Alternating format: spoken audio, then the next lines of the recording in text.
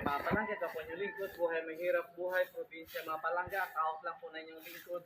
Galing sa trabaho ngayon, dito man po tayo sa ating obligasyon sa barangay dahil Sabado po ngayon mga palangga. Weekly cleanup drive po natin sa ating barangay sa programang Bagong Pilipinas program.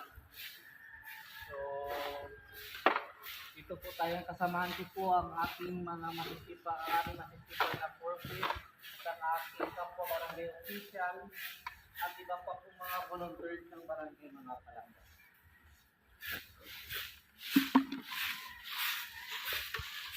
So, pag-uwi natin sa bahay, ikaklean na po natin ating mga alagang pants, paano ng ano?